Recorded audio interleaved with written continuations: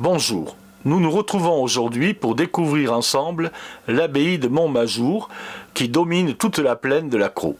C'est la quatrième partie de notre conférence sur la Provence romane et je vous souhaite un bon visionnage. Nous allons maintenant à 4 km du centre-ville, à l'abbaye de Montmajour.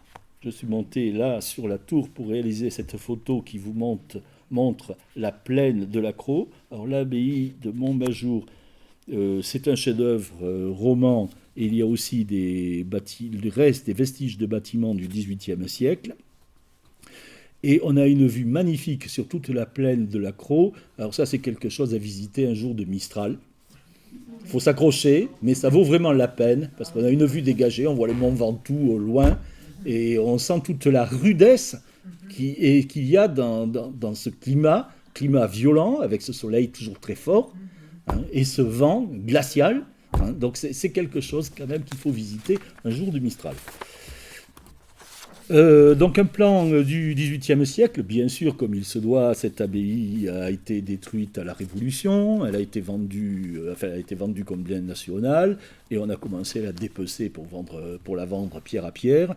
Bon, ils ont dû y aller assez lentement, et finalement ça s'est arrêté à l'époque napoléonienne et à la Restauration. Donc je ne m'attarde pas trop là-dessus. Voilà la vue qu'on a aujourd'hui, avec là l'empreinte du soleil du midi, c'est un très fort contre-jour, donc essayez d'entendre le Mistral dans vos oreilles. Donc cette tour, c'est une tour de fortification du XIVe siècle. L'église basse, ici, qu'on appelle la crypte, précède l'église haute. L'église basse bâtie sur le rocher que vous devinez ici, que vous voyez mieux sur cette vue, avec les emplacements des tombeaux. C'était un lieu, là aussi, un lieu saint dans lequel il fallait se faire enterrer. C'était presque aussi important que les aliscamps. Et vous voyez mieux, ici, la crypte. Une maquette à l'intérieur permet de mieux voir l'ensemble. Donc on va commencer rapidement par visiter la crypte. Voilà, la photo est prise là d'ici d'une chapelle, et vous apercevez, il y a là le cœur, ce qui correspond au cœur de l'église haute, une rotonde que vous voyez là, et vous remarquez cette admirable voûte qui tourne, qui est ici là tout autour, avec les corbeaux qui ont servi à poser les échafaudages en bois pour la construire, et que bien sûr on a gardé, parce que si jamais il faut réparer, c'est bien pratique. Et donc les pierres, vous voyez, sont tellement bien jointes que cela n'a pas bougé. Alors ça aussi, ça a été construit à la même époque, 1170, 1180. Donc il y a une cohérence dans tout ce que je vous ai présenté. Tout a été construit à la fin du XIIe siècle, entre 1150 et 1200. Voilà, on entre par ici dans la crypte, donc vous voyez là ce déambulatoire. Voilà la partie centrale, remarquez la pureté de ces lignes.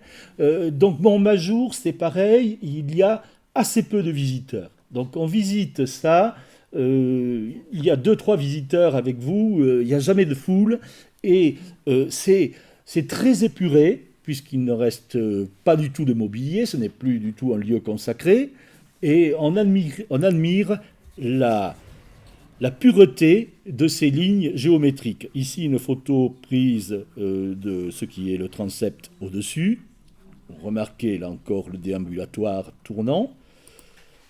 Et voilà la pureté des lignes, cette architecture qui n'a pas d'âge. Ça pourrait être une réalisation du XVIIIe siècle comme une réalisation romaine. C'est la pureté géométrique des lignes. Et là, vous apercevez cette partie, là, on le voit ici, là, vous voyez, là, à partir de là, ça monte, c'est le chemin qui est là, et on monte vers l'église haute par ce plan incliné. Après, il y a des escaliers qui mène à l'église haute, donc voici son plan. Normalement, elle devait aller jusque-là, mais les 3 dernières travées n'ont pas été construites pour des raisons financières, comme toujours. Quand on a de l'argent, ça va très vite. Et puis ensuite, malheureusement, s'il y a des troubles, tout s'arrête. L'église du dessus, très pure aussi, très dépouillée. Le style roman, là, montre bien tout ce qu'il doit à l'Antiquité romaine, dans ses puretés des lignes, des formes, et la solidité de ces bâtiments. Donc ici, j'ai photographié les voûtes, le chœur, le transept et les 2 travées qui existent. Le cloître, qui rappelle beaucoup le cloître de Saint-Trophime, mais qui est un peu moins bien conservé. Néanmoins, sur ce chapiteau, vous voyez un lion qui attaque un cavalier, et plutôt qui prend à la gorge sa monture, et vous reconnaissez encore les saintes femmes.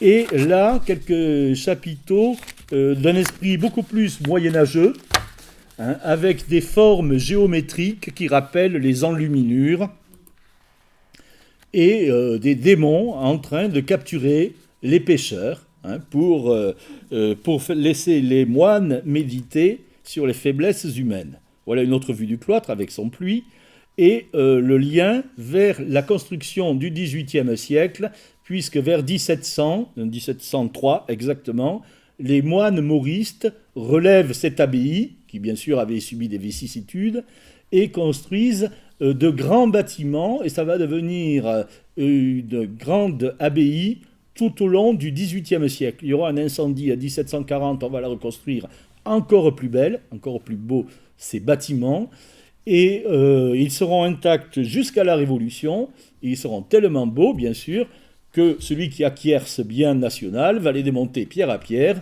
pour permettre aux gens de construire leur maison à Arles et dans les masses des environs.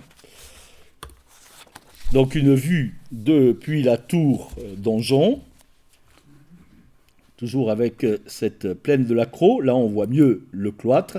Voilà le donjon. Le donjon, c'est la tour Ponce de l'Orme, tour défensive construite de 1365 à 1370, qui fait 40 mètres de haut.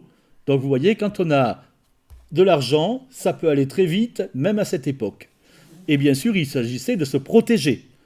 Et depuis la tour, non seulement on voit la plaine de la Crau de l'autre côté, mais de l'autre côté de cette partie plus montagneuse qui nous rappelle les Alpilles, il y a la magnifique chapelle Sainte-Croix, qualifiée très souvent de joyau roman, construite entre 1170 et 1180.